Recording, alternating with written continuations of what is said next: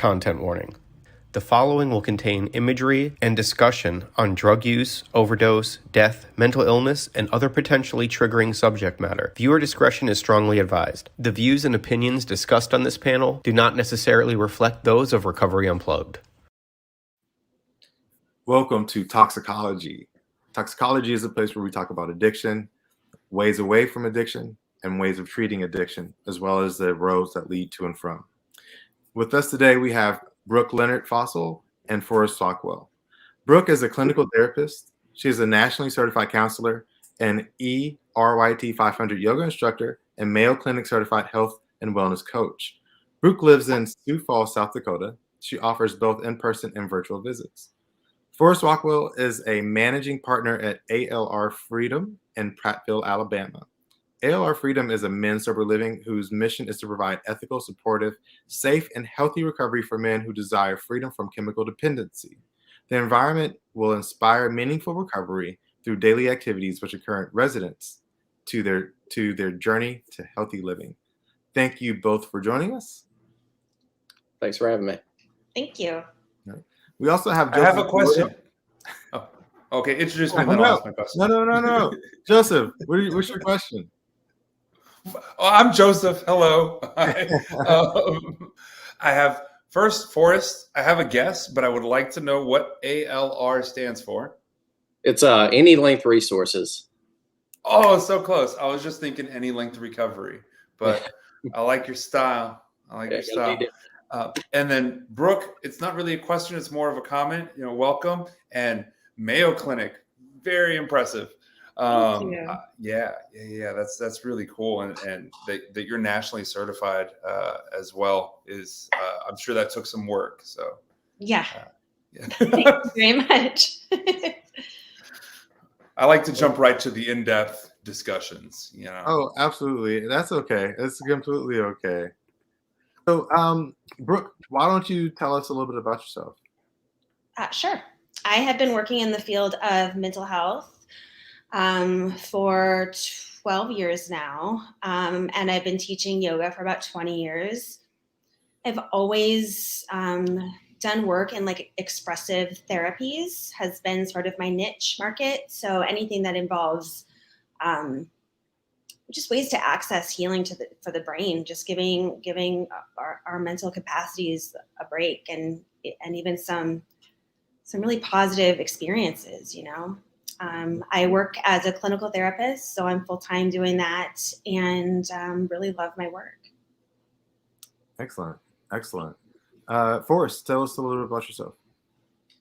Well, I struggled with addiction for the majority of my adult life, and I actually started out with ALR originally as a resident, went through their program, then went and worked for the Department of Juvenile Justice for a while in Florida before coming back to ALR as an employee, and just worked my way up to becoming one of the owners. And so that's pretty much how I spend my days, just working. Well, I'm sure it's if it's anything like like us, it's definitely work, but a labor of love. So thank you both for joining us, and thank you for taking the time out to meet with us this evening. One of the things I wanted to talk about is and it's the end of the year, and a lot of people are. I tried to schedule something with my doctor, and they were like, "Oh yeah, we can get you in January." And I'm like, "No, I want to get in this month because my deductible is going to reset." And and so we get a lot of treatment centers and a lot of hospitals are trying to get people into care. But one of the other side of that coin is that healthcare is expensive, right? Healthcare is so expensive that we spend this time and energy trying to get in before our deductibles reset. As a matter of fact, SAMHSA reports that more than 70% of those abusing illicit drugs or alcohol in America are employed, and that addiction costs employers an additional $81 billion a year. Employers can save money by offering a path to treatment versus the costs associated, through discipline and turnover, as well as lost productivity. what have you guys seen as far as, any sort of employers locally? You guys, we have Sioux Falls and we have, Alabama, represented here. What have you guys seen in your areas that, local employers are doing to help individuals either divert or avert some of this cost associated with treatment and care? Brooke, go first. I love the topic. And in my in my region and my area, I don't hear employers talking about that almost at all. I know anecdotally that there are employers that do have beautiful, grace for their employees, but I don't know if it's something that the employees know about. And somebody struggling with mental illness or an addiction is very vulnerable. They're in a space where they don't know who is a safe person to talk to about it. And so I do really believe that in this space, the burden lies on the employer to make sure that they're initiating these conversations so that the employees know it's safe to ask for help, or that that's a possibility that's possible for them. Yeah. And that's a really good point. It could save an employer so much money by providing assistance rather than, having to pay for, the other costs associated with treatment. Forrest, have you seen anything in Alabama? Are there any sort of diversion opportunities or any or tactics used by employers? Well, I would say here it's pretty similar to what she was saying. It's pretty taboo, I guess, when people think about dealing with employees with addiction and things like that, which it totally shouldn't be because it affects so many different people. I've heard of some rare cases where some companies are actually really good about working with people, providing job security when they're gone to treatment. And I even heard about one situation where a person was paid some of their salary while they were gone. But for the most part, you don't see many employers doing as much as they really should be doing, because at the end of the day, it would save money instead of having to pay for training for new employees and things like that. Joseph, you did a presentation about the cost of addiction, and how that trickles down to the employer's bottom line. Can you tell me a little bit about that? Yeah, well, I mean, the cost is, it's in order to calculate like the true cost, it's such a daunting task, just because, there's the stuff that you think of, right? Like, okay, like if I got to pay a severance, or, and what I spend to find a new candidate, interview the candidate, onboard them, train them. Like, obviously that costs, hours from, other people on your staff being able to do the work with that person. But then you got to look at kind of the way the revolving door impacts, your team's, what's the word I'm looking for? Like, just the motivation of the team, right? If members are constantly leaving, if they're seeing that the company doesn't support individuals who are struggling, that's kind of one of the hidden costs of it.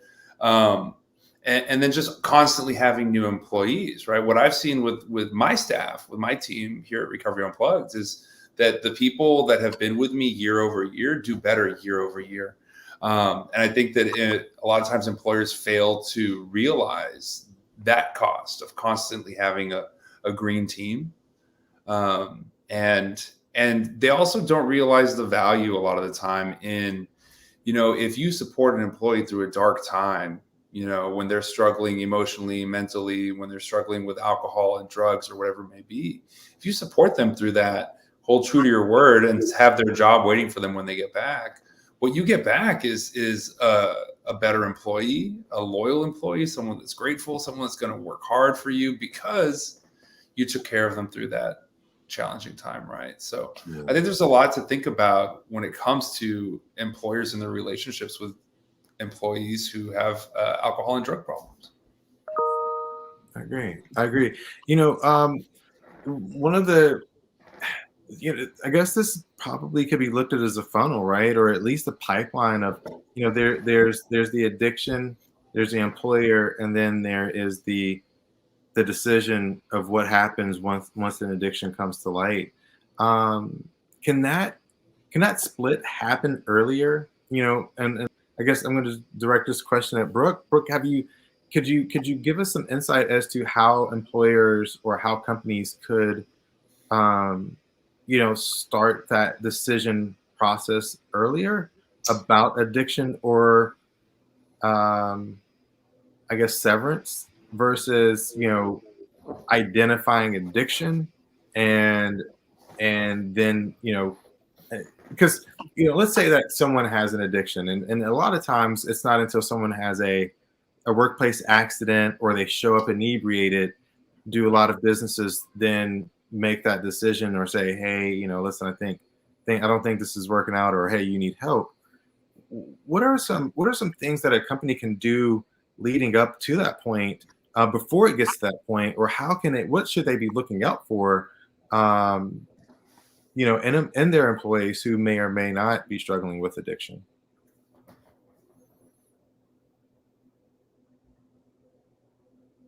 Is Brooke frozen? I think she may be frozen. Forrest, you get Fan's not moving.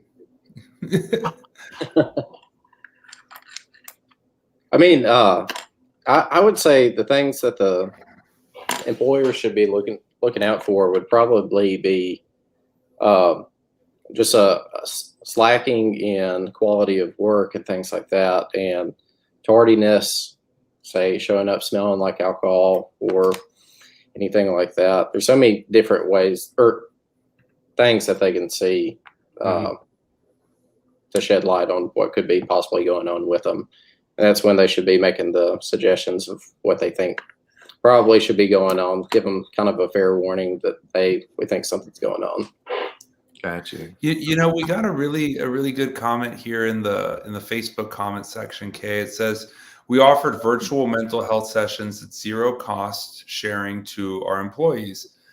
But that said, there's a stigma to reaching out, and we had very low utilization. So it sounds like even some of the companies that are trying to do the right thing for their employees aren't seeing these employees utilize those resources. So Forrest, what are some of the reasons that you think someone might not want to take advantage of these resources? Do you still see a lot of stigma in Alabama? Yeah, I would say so. Even though addiction affects so many different people, we all have either ourselves or friends or family that's dealing with it. For some reason, people still don't like to talk about it. And I know from my own personal experience, I didn't want to say anything to my employer because I felt like I would be looked at different. Even if I was able to go to treatment and come back and be a hardworking employee again, I still didn't trust that. I was afraid that word was going to get around to other employees. I was going to walk in and see people snickering in the corner, things like that. So it was really just fear, I guess. Yeah. So Brooke, we were just talking about how some employers actually do offer resources, but what they see very often is low utilization of those resources by their employees. Possibly due to stigma or fear. What are your thoughts? What have you seen in your practice? I feel like things are moving slowly in a better direction. But I do think that for the most part, people who are ready to say that they have an addiction problem are not in a great place. And they're very sick in a lot of different ways, and they're having a hard time making good decisions, and they may be in a situation that they're really not proud of. That just kind of comes with the escalation of addiction in general, that we find ourselves in, a bottom that continues to move as we're willing to, or as we stay in our active addictions. And so when you've got someone who's in a really unbelievable situation for themselves,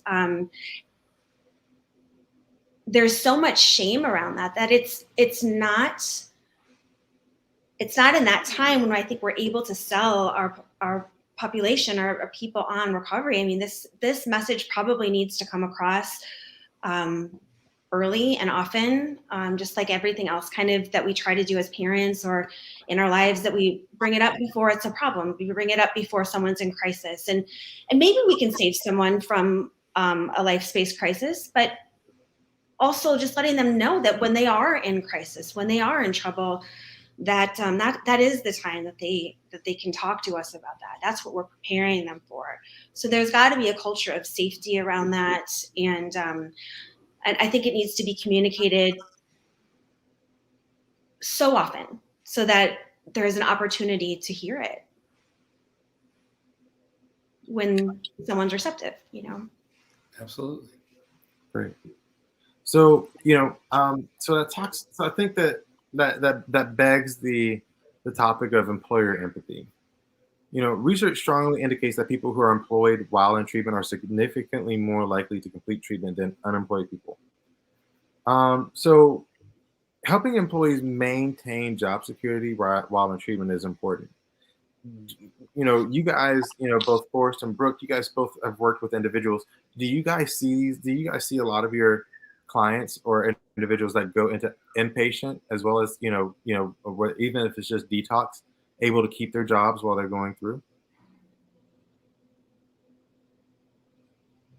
I would say a large portion of the people that I see, they when they go into detox, even though they go in with that fear of losing their job, most of the time the employers will try to work with them. And I feel like that gives them more of a drive to go through, finish, and get everything together, especially when you have a supportive company that's backing you, waiting for you, I guess. Yeah. Brooke, one of the things that a lot of people are struggling with is exactly how they're going to pay for treatment. And I've worked with patients and callers whose employers have actually helped them pay for treatment. What is it? What's your experience? Have you seen employers help individuals go through treatment as far as monetary is concerned, or has it been just pretty much just, yeah, you'll have a job when you come back, just get better? I don't know. I mean, that's a good question. I know that a lot of treatment facilities are at least covered by health insurance. So keeping employment, I mean, is key in terms of access to your health benefits.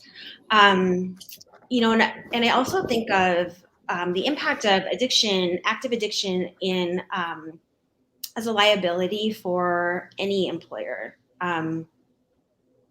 And there's not one walk of life that is exempt from that. I have people in my life who were physicians and needed to go to treatment. And I can't imagine, having a company that had any culture at all and not wanting to help somebody who's asking for help. I know that there are probably some behaviors that would maybe be an offense, that would be something that you could be terminated for, in your job. And so hopefully we're asking, or people are asking for help, aside from that, or it doesn't become an interrogation of, what's happened in the past. But I have seen employers not only protect the job of their employee, but I think it's a great opportunity for a system to show its humanity. It's a really great opportunity to deepen trust with your team and with each other. And I think that when handled well, with healthy people around, mature people around who are educated on addiction, it's a really beautiful opportunity to not only save a life, but to increase your sense of community and culture. Absolutely. Forrest, I think that, somebody seeing that happen, right? If you are, you're working for an organization and they have that amount of empathy and ability. I imagine that some employers might feel like if they are too supportive of addiction and helping people get help, that it might be seen as a weakness. What would you say to to someone who's watching this, who is in HR, or who is an employer or is a supervisor, and they are you know they're wondering, how does this work? What does happen if you let this person go to treatment and you help pay for it and you help them navigate insurance and you help them get into treatment? How do you think that will be viewed by the rest of the employees, and how do you think that will affect the stature and the status of that employer? I think that if a employer was to go and do that, take care of their employee like that, that would be extremely beneficial for the morale of the rest of the company, because it would show them that they aren't all talk about this, the quote unquote being a family at this business or whatever you hear everywhere that you go. That it would show that they actually back what they're saying and that they actually care about their employees. So I think it would be a huge positive move in all categories, I guess, especially in that employee life, because they're probably going to come back and work 10 times harder, a little bit more devoted as well. Well, one of the things that it kind of correlates is, a lot of times with clients who are in treatment, we talk about how like vulnerability is actually strength, right? That like walking through fear and becoming vulnerable and sharing feelings and emotions and all that stuff is actually something that's very, it is a strength, right? Even though you're making yourself vulnerable, you're actually being very strong and standing in your power in that. And I think the same thing, kind of what Forrest made me think of, kind of works with companies, right? Like, yeah, you do run the risk of investing time and resources into a person who ultimately burns you, right? Gets arrested, leaves, walks off the job. But the risk reward of, do you support them and they come back 10 times better, I think is probably worth it, right? Yeah.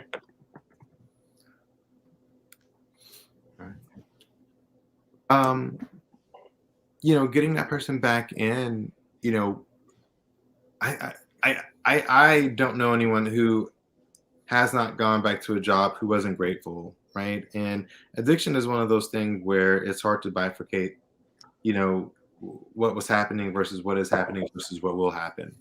And no one can predict that. And I think that you're just as likely to have a new employee who's going to also struggle with things, if even not addiction, than you would be to have someone that comes back and stays sober. So I think that if we look at it from the perspective of it's always better to go with what you know. It's always better to trust the information that you have than to guess the information that you don't. Okay. So let's go down this let's go down this aisle. We have someone who has decided or made the decision to get into treatment or to go to treatment, or they're struggling with an addiction, and their employer is being thoughtful and appreciative of this person's necessity and need for recovery and treatment, and either by way of helping them navigate the insurance blockades, helping them navigate the cost blockades, helping them navigate all of the different things, as well as hey, you'll have a job when you get back. The person has then gone into treatment, and the person's job has been, let's say, preserved, so that when they got back, they were able to kick their job back up. Let's talk about the challenges of staying in recovery after, while at work, after you've gone through that process. Making it to meetings on time, doing your step work, facing triggers while at work, the stigma of, where did you go for 30 days? Forrest, tell me about that. What would you say to someone that's staring down the barrel of coming out of, I think that these would be some of these gentlemen that might even be, you may be even having this conversation actively right now, with individuals that are in your home, that are having difficulty with balancing all of this, what do you say to them? Well, luckily, if COVID has taught us anything, it's that we can use the internet for everything. So even if your work schedule, you can still make it to a meeting. You can do Zoom, all these different things. And there's 24/7 Zoom meetings for 12-step recovery. So there's no excuse to not be able to make a meeting. Now, when it comes to triggers at work and things like that, you kind of just have to learn to find ways around that. If it's a bad trigger and your employer actually knows about your issues with addiction, a lot of times that's something that you can go to them and say, look, for right now, while I'm in early recovery, is there anything else I can do in this situation? If they're willing to work with you, then, that might be a route that you can take. Question, Forrest, follow-up question to that. In sober living, when you've got guys in your house who've got 30 days, 45 days, and they're looking for work, do you put any restrictions on where they can work or what hours they can work, or, are there things that are there jobs that you kind of recommend, like, hey, don't go do that job right now? Right. So obviously I've got rules. They can't go work at a bar. You can't be a bartender in early recovery, at least not while you're staying here. There are people that can do that, but in my experience, it doesn't normally work out.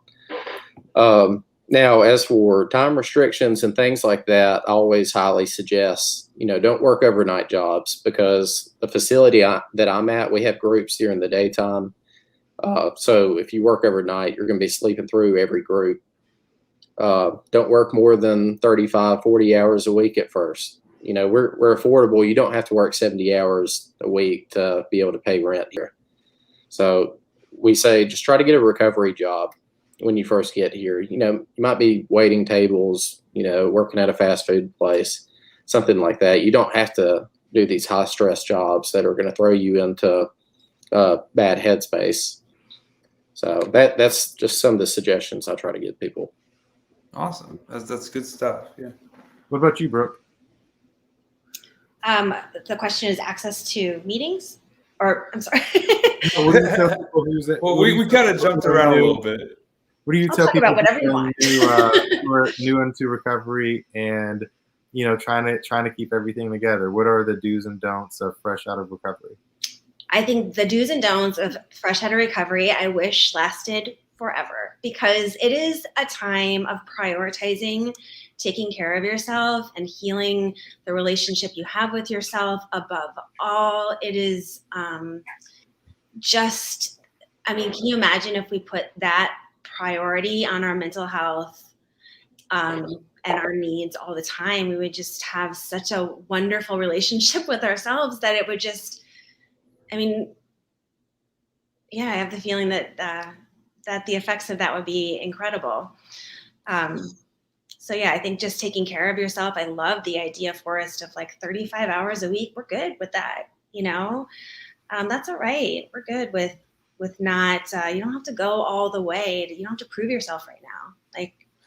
Like you're getting through this day. You're having a new relationship with life. You're learning to live in a whole new way. And it's just a powerful time. But I do wish that we would take care of ourselves and encourage our employees and our coworkers to do the same all the time. Brooke, what you said really resonated in me, because there's times when I look back at being fresh out of treatment, in sober living, working at a car wash, and have a little bit of nostalgia for it, because I'd wake up at 8 a.m. and drink coffee and read like 5 different morning devotional books and discuss them with my peers in recovery there at the sober house, and went to a meeting every day and had time to, sponsor 8 guys and do all these things that, in recovery, right, our lives get filled with all these blessings to where I have a great life, right? But I have a big job and I've got a wife and I got 3 kids and we have responsibilities to where sometimes that simple, I don't have anything else to do other than work on myself, just sounds so good, doesn't it? It does. Yeah. I think even for people who aren't in recovery, right? Totally. So Jason Cabello had a question that said, what about a rehire for someone that was terminated and then found recovery?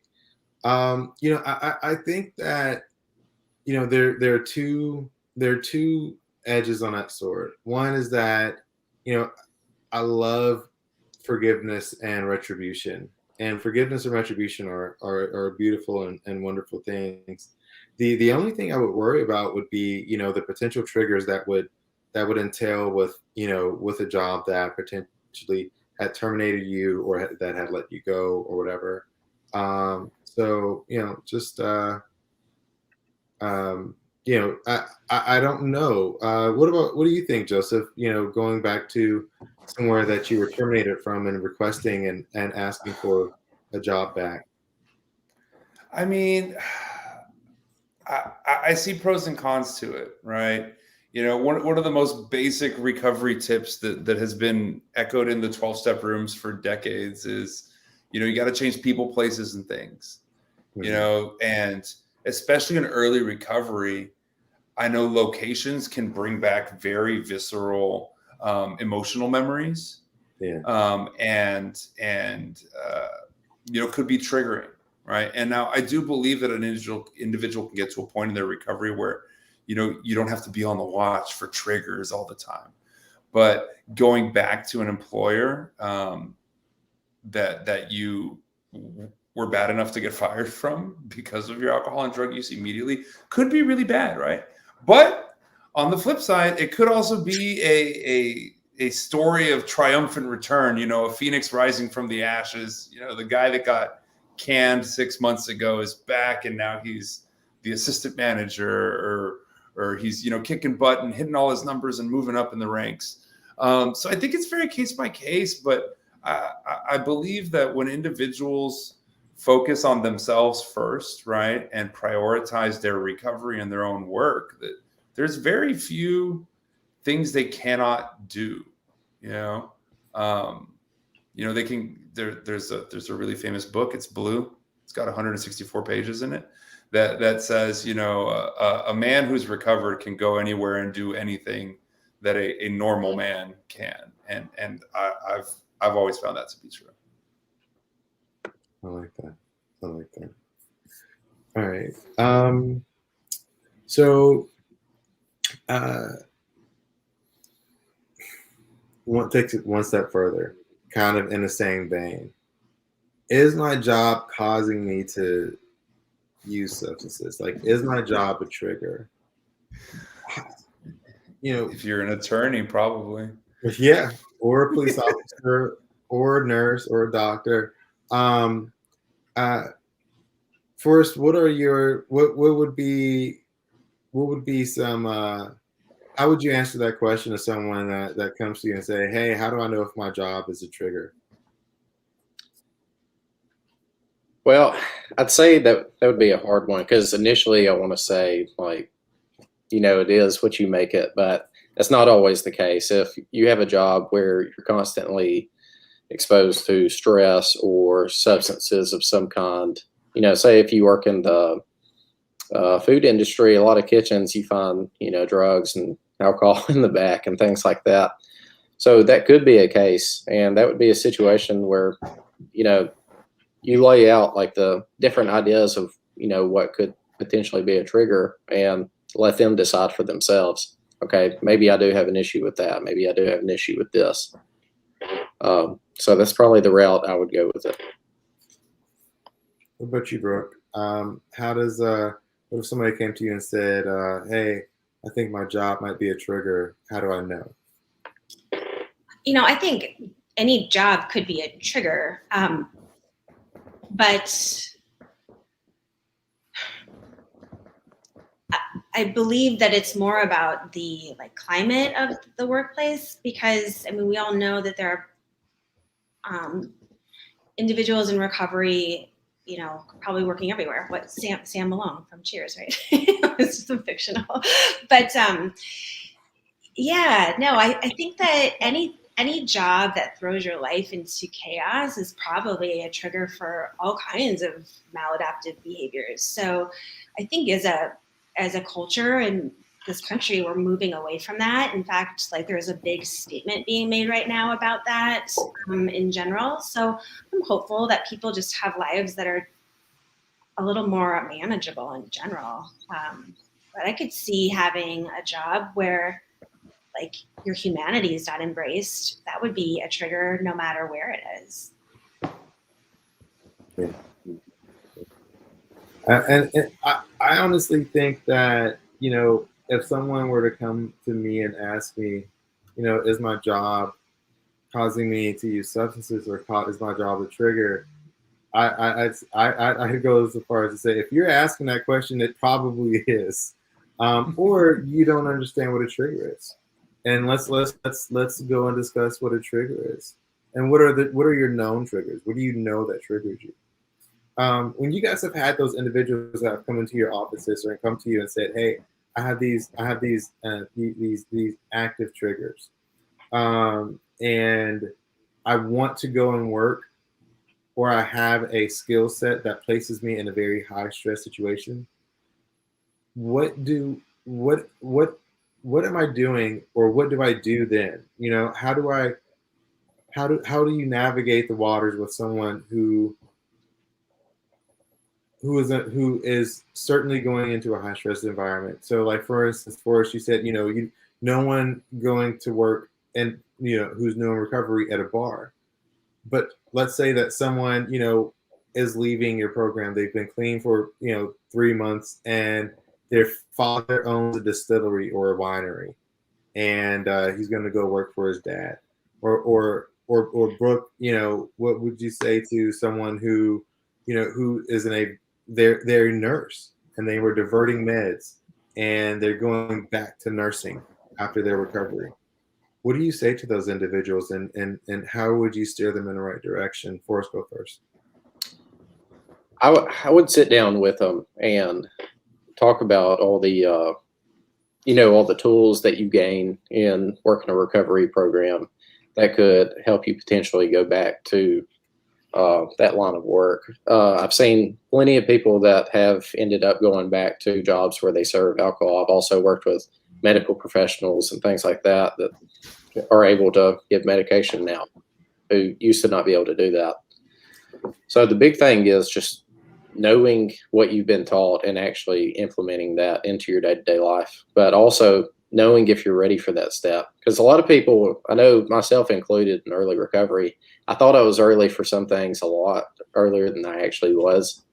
So it's always good to have that secondary person, whether it be a sponsor, another person in recovery, just anybody, to get a second opinion on things before you actually jump into it. So I hear you saying, like, you know, being honest with yourself and looking for some accountability. Right. Right. Awesome. What about you, Brooke? Nurses going back to working and nursing, and, you know, she went into treatment after diverting meds. You know, what do you tell her? This is such a therapist response, but I just think of what a great opportunity that is for that individual to change their relationship with the trick. I mean, we can change our relationships with our environments. You know, we can do work on that. I mean, that is something that we definitely can do. We can change the way that we frame and see all kinds of things in life. You know, we mostly do live in our minds. So it's the most important aspect of our lives that we can do some really probably it even seems impossible work to do. So I think that's where that's where a one-on-one, like a therapeutic relationship, might come in a little bit more important than, you know, sending somebody just kind of back into a little bit less intense environment. But I think absolutely it's possible. Absolutely. One thing that just occurred to me, like kind of practical, is, you know, I know, like here in Texas, we have a nursing board called TPAP, and that they kind of monitor nurses who've gotten in trouble for alcohol or drugs.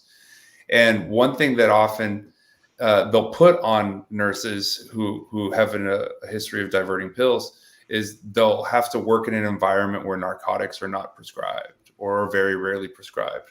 So, you know, pediatricians' offices, you know, there are nursing environments where there's less of that stuff floating around, right? So I know that's one, like, kind of practical tip that I've seen with clients in the past.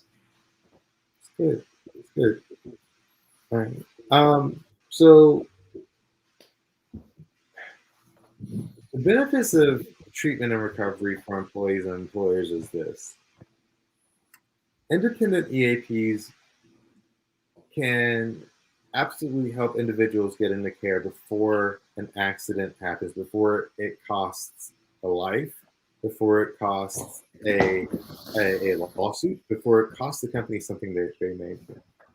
But also, as it was, like I said before, offering that to employees who are trying to be forward with addiction doesn't always bequest the actual participation from the people that are using because of the stigma. We do know this, that 64% of people that went back to work after they had an addiction were very satisfied or satisfied with their jobs. And 82% were currently employed after treatment after a year, meaning that they had a higher retention rate than the average employee attrition.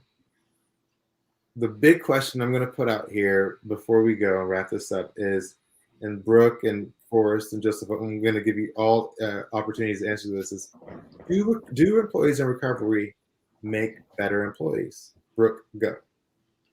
People in recovery are superheroes. I mean, we know that, right? There are measurable things to that, quantitative, that we can throw out stats to, but there's the qualitative stuff that you can't measure. You cannot measure what somebody brings to the table when you know that they're working on themselves. They got a good night's sleep last night. There's something, I think, like spiritual happening around them that just, I always think of this as like the I've got the ball moment. Like, however you want to conceptualize your higher power, they have their full trust in you. So it's like, I don't know. I just think that individuals in recovery are willing to do hard things to make sure that they protect what's important to them.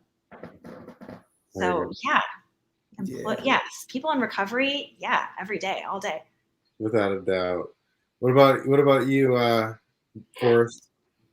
I would say that, at least in my situation, I want to be completely different than I was in my active addiction. My active addiction, I was lying, I was stealing, I was doing everything that you don't want an employee to do. And now that I'm in recovery, if I'm going to tell you a lie, it's going to eat at me for the rest of the day. And I'm going to feel like I'm going to end up going back to my old behaviors if I do that lie. So I'm going to end up coming back to you and saying, okay, look, in this situation, I was dishonest with you earlier. I apologize. And, what can I do to make it right? I'm also a lot less likely to think about, a little petty theft here and there, trying to take office supplies and things like that. So all around, I feel like you get a much more honest employee out of it. Not to mention the gratitude that I even have a job in the first place, because I couldn't hold down a job in active addiction. I would sober up long enough to get a job, make it about 2 or 3 weeks, and then get fired or not show up. So the fact that I have somewhere to go every day that's willing to pay me to do something is just remarkable to me in the first place. Those are those everyday miracles, right? Yeah. It's the small victories. Joseph, tell us about the type of employees that people in recovery make. Well, I just, people in recovery and any kind of recovery, whether it's, eating disorders, gambling, mental health, whatever it may be, right? Anybody who's actively living a life of recovery is someone who has done some work, like looked deep into the darkest parts of themselves where most people don't even think about going, and brought that stuff to the light of the day and gotten vulnerable about it, processed it. It's, a life of recovery is something that continues for a lifetime, right? So that means that people in recovery are individuals who are looking at themselves and their behaviors every day, that are actively seeking every day to connect somehow to the whatever they consider their spirituality to be. Most of the people I know are in recovery, and sometimes when I'm talking to normal people, right, I forget that like 90% of my friends like meditate every morning. 90% of my friends take inventory. 90% of my friends, when they make a mistake, when they lie, when they hurt someone else, whether it's intentional or unintentional, they feel guilty about it and then actively seek not just to apologize, but to mend it, right? Like that's who I want in my corner, whether my business is selling tires or I'm running an ER, right? I want people like that, people that can overcome challenges and know who they are. And I do want to real quick also highlight, we got a really cool story in the chat. Crystal R shared on here. She said, my employer wanted to fire me 5 years ago when I voluntarily went to detox. I stayed sober. The same employer reprimanded me 3 years ago for being a victim of domestic violence. I'm still sober and now I'm a domestic violence survivor. I still have the same job. I hope my employer has learned something from my journey and doesn't repeat the same mistakes. And that's just such a cool story, as someone who employs people, right? Once you've decided you want to fire someone, you're going to find a way to fire them. So they wanted to fire her 5 years ago, and she was able to show up in such a positive manner that she's still there 5 years later. I think that's a huge testament to recovery. So thank you, Crystal, for sharing that. And before we wrap it up, I do also want to point out that like people have rights. If you've been at a job for over a year, like you have FMLA rights. They can't fire you for mental health issues or substance abuse issues. If your substance abuse leads to safety or you steal or do something like that, well, yeah, they can fire you for that. But for simply seeking help, you do have rights as a human being and as an American. So, absolutely, and thank you for that, Joseph. We could not have talked about that subject without bringing that up, and I'm very glad that you did. It's a very thoughtful insight. All right. Okay, so Forrest, I'm going to give you the last word. And what I want you to tell us about, if someone knows someone at their workplace that they're working with right now, or someone is, in the comments, or they're watching this later, and they want to know, what to do when they've identified an addiction within themselves or someone else. What do they do next? I would say that the next thing you need to do is start seeking help. We all know somebody that has been down this way of life before. If you don't know somebody personally, somebody does. Seek help from somebody that's been there, because that's the best person that you can go to get all the resources that you need, information, detoxes to go to, therapy, anything that you can think of. So just don't try to do it by yourself. That's the number one thing, because at the end of the day, we can't do this alone. Absolutely. I concur, and I don't think anyone here would disagree. Joseph, Brooke, Forrest, thank you guys. Everyone in the comments and watching Facebook, YouTube, thank you guys. I appreciate you all. Join us again next week. We will be talking about addiction again, obviously on Talksicology. Take it easy.